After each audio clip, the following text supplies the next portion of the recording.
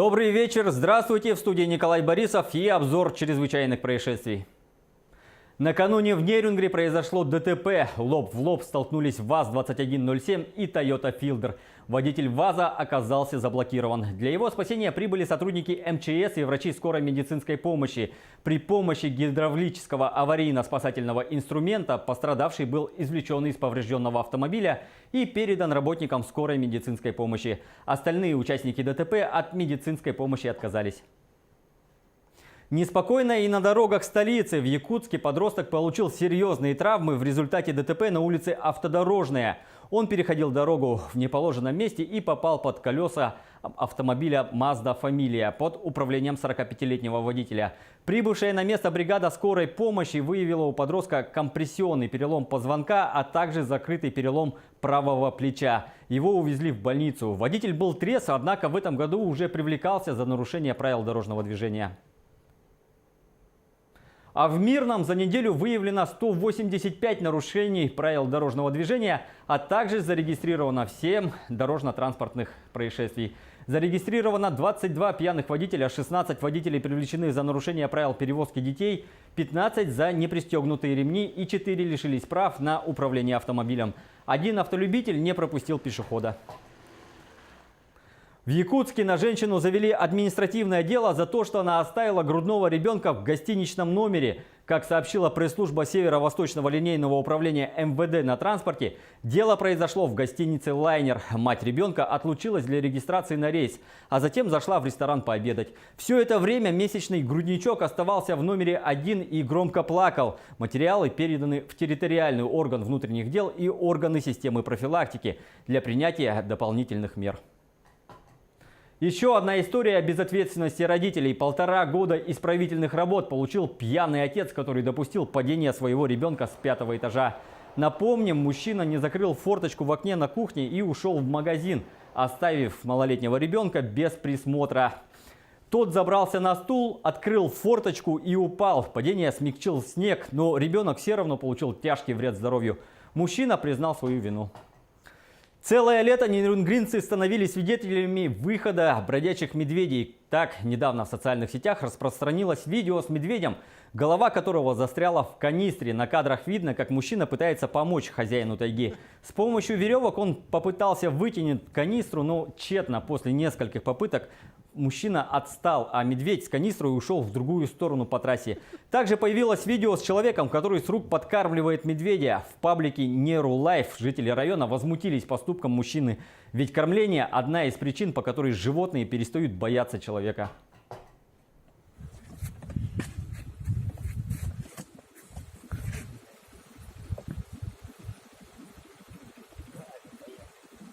Следственный комитет России опубликовал видео нападения на 2 полицейских в центре Москвы. Инцидент произошел вечером 23 августа. Мужчина беспричинно открыл стрельбу по правоохранителям.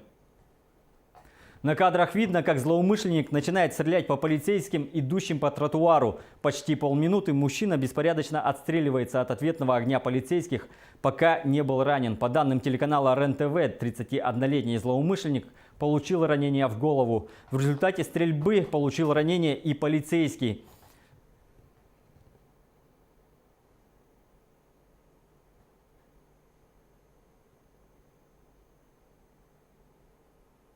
Следственный комитет возбудил уголовное дело.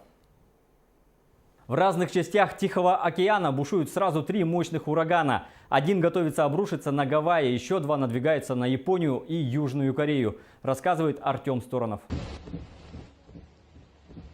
Огромные волны обрушиваются на побережье большого острова Гавайев. На Тихоокеанский штат надвигается ураган Лейн, мощность которого колеблется между 4-й и 5-й наивысшей категориями.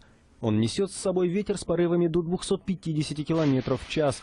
По данным Национальной метеорологической службы США, в некоторых местах ожидается выпадение до 50 сантиметров осадков, из-за чего могут произойти оползни и наводнения. Десятки тысяч местных жителей сметают с полок магазинов продукты, топливо и товары первой необходимости.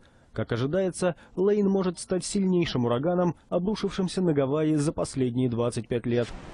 А в северо-западной части Тихого океана бушуют сразу два тайфуна. Один из них, Симарон, надвигается с юга на Японию. На пути его следования закрылись все пляжи и популярные туристические места. Симарон, который в Японии называют просто «Тайфун-20», обрушится на страну спустя всего несколько недель после разрушительных наводнений, унесших жизни 200 человек. Пройдут сильные дожди в районах, еще не полностью оправившихся от июльских наводнений. Чтобы катастрофа не повторилась, призываю не пугаться сирен, эвакуироваться вовремя и делать все, чтобы защитить себя от стихии. Одновременно с Симароном еще один мощный тайфун, Соулик, обрушился в четверг на Южную Корею. В аэропортах страны отменены сотни авиарейсов. Без света остались более 12 тысяч жилых хозяйств. Президент Мун Чжэ Ин призвал экстренные службы мобилизовать усилия в ближайшие 2 дня.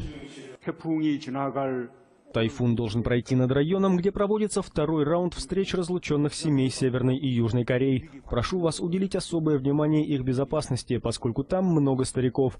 Также в случае необходимости рассмотрите возможность изменения места и времени проведения встреч. Соулик – первый мощный тайфун, обрушившийся на территорию Южной Кореи за последние 6 лет. Как ожидается, утром в пятницу он пройдет над Сеулом, а затем двинется в направлении Владивостока. На этом пока все. Хороших выходных и берегите себя.